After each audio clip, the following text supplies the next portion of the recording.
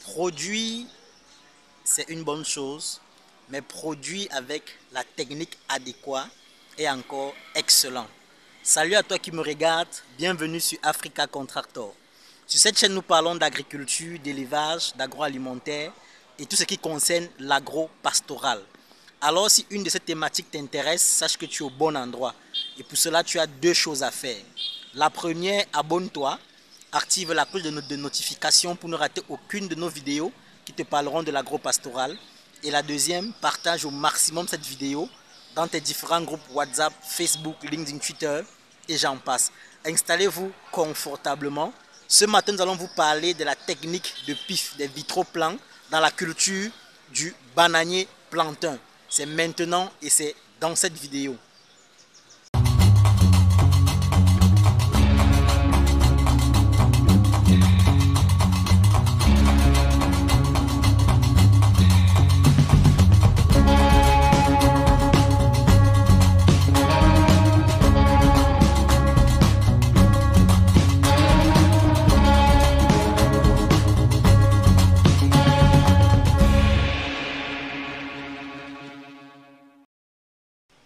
Une fois de plus, soyez les bienvenus. Alors ce matin, je suis accompagné de mon collaborateur, l'ingénieur agronome, Monsieur Roger, que vous voyez à l'arrière de la caméra là-bas. Tout à l'heure, on va aller vers lui. Et ensemble, on va vous développer les techniques de production ou alors de multiplication de la semence du bananier plantain. Et également, après ça, on va vous dire comment vous deviez bien mener votre plantation, alors votre pépinière, pour avoir de très bons pifs à répiquer dans votre plantation. Sans toutefois tarder, nous allons entrer rapidement dans le vif du sujet. On se prend de l'autre côté de la caméra.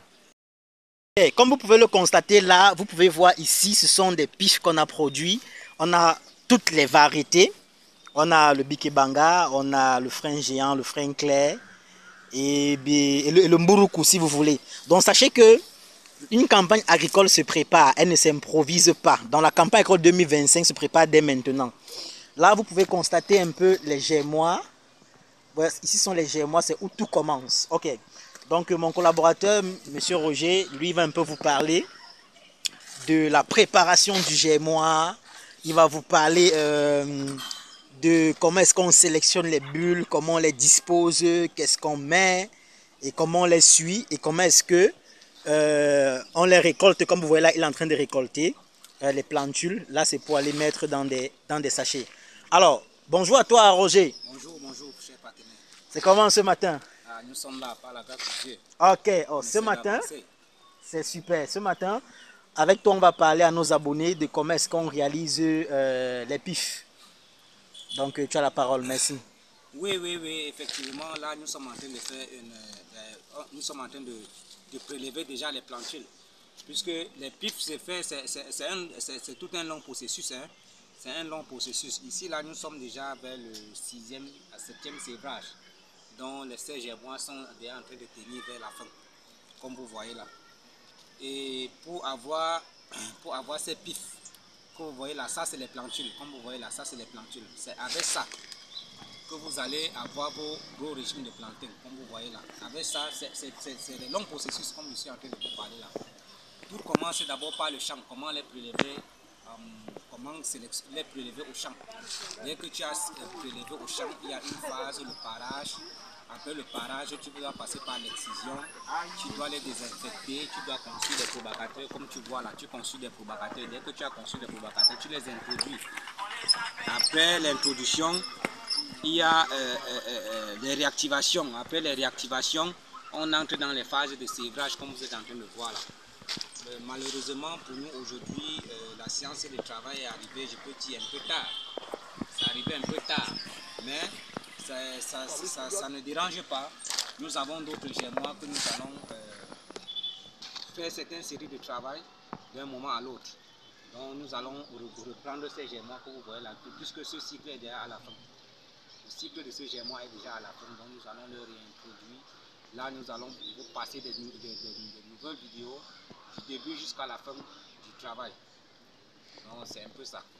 Ok, merci. Il y a un abonné qui a posé une question là.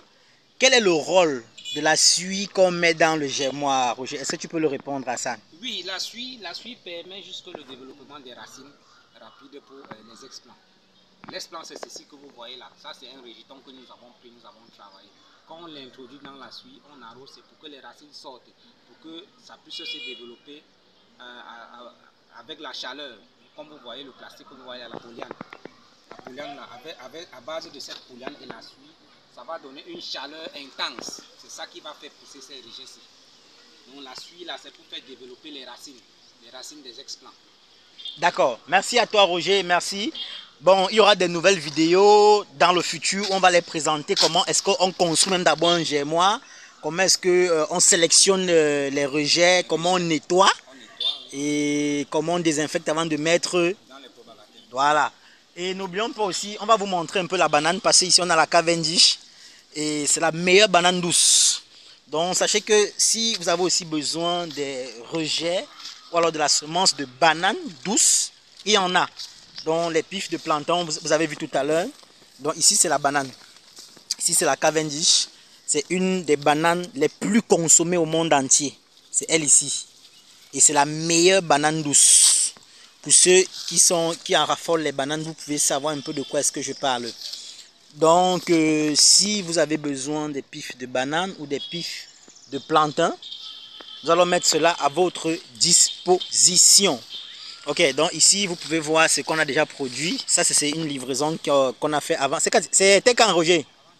Avant-hier. Ici, on a fait la livraison avant-hier. Le client est parti mettre au champ. Donc, voilà ce qui reste. Et là, nous sommes déjà en fin de campagne. Et là, maintenant, on va lancer les nouveaux germoirs pour préparer la campagne 2025. Parce que, comme on dit souvent, rien ne s'improvise en agriculture, tout se prépare. Il faut éviter les mauvaises surprises. Ok, avant de conclure la vidéo, on va laisser Roger vous dire un mot de fin ou un conseil avant de conclure la vidéo. Oui, le conseil que je peux vous donner, c'est que les campagnes agricoles s'enchaînent. Ça ne s'attend pas. Donc quand la campagne est là, il faut programmer la campagne 2025 dès maintenant, comme disait mon collaborateur.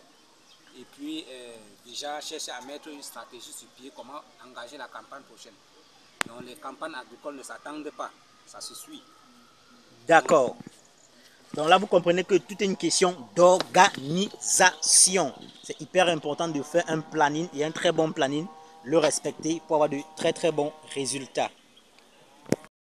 Parvenu au thème de cette vidéo, nous vous disons merci de l'avoir regardé.